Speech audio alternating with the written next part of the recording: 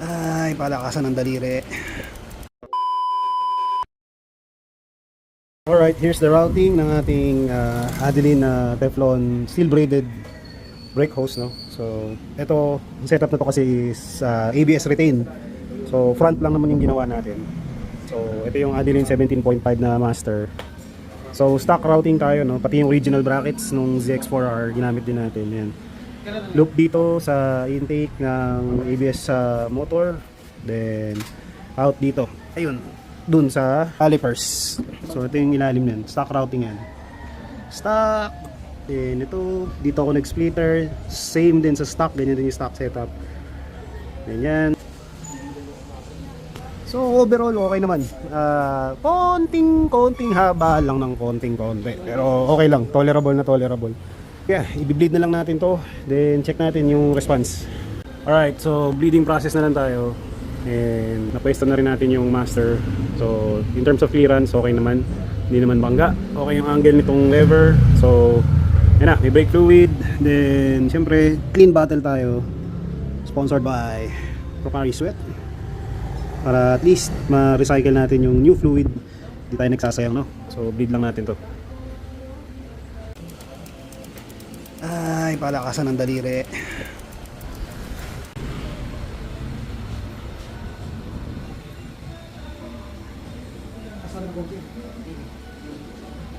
Alright, done na tayo sa pag-bleed and done na tayo, fine tuning. So sa mga nakaganito, no, Adeline na master cylinder sa front, very similar siya sa Brembo na RCS 17 or RCS basically.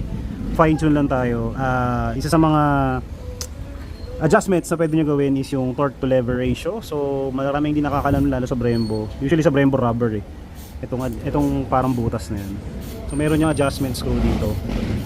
So yun yung torque to lever ratio. Ang adjustment, ang silbi nun is yun, yung depende sa feedback nyo ng ano, yung preferred feedback nyo. Pag pinindot nyo lever, yung feedback na makukuha nyo sa caliper. So ito yun.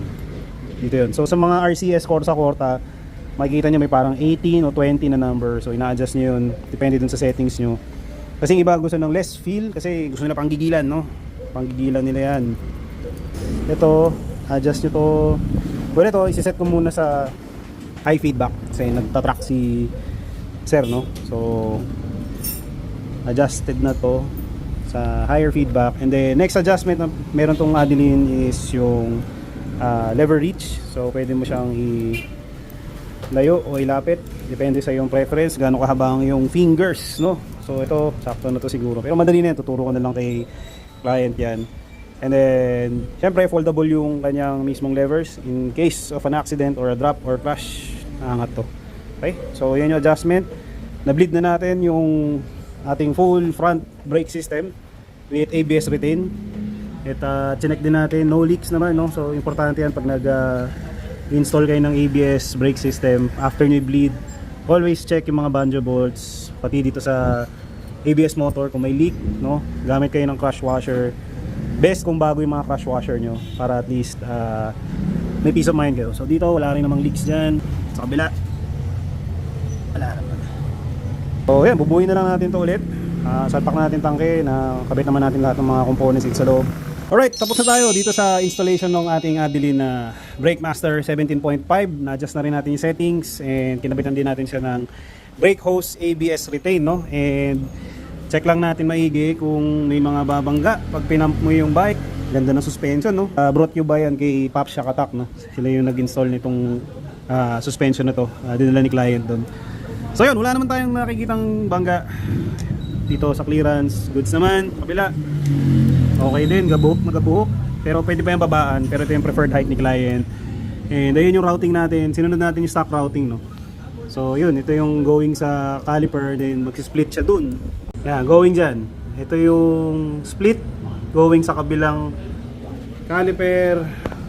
Na yan. And dito sa master, stock routing din tayo. Ginamit din natin yung stock na bracket. Ayan, going sa loob, going sa ABS pump. So road test na lang to, no?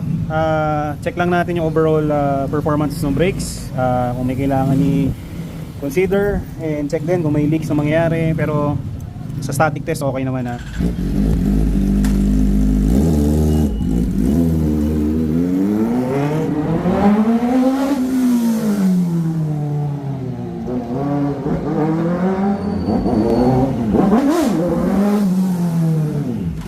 Yun, maraming salamat ulit sa nagtitiwala sa Forma Bike Point, sa client natin, and good luck sa mga track days and sa karera kung sakasakali.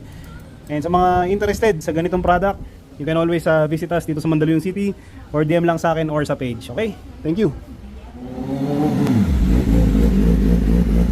ABS. Okay na.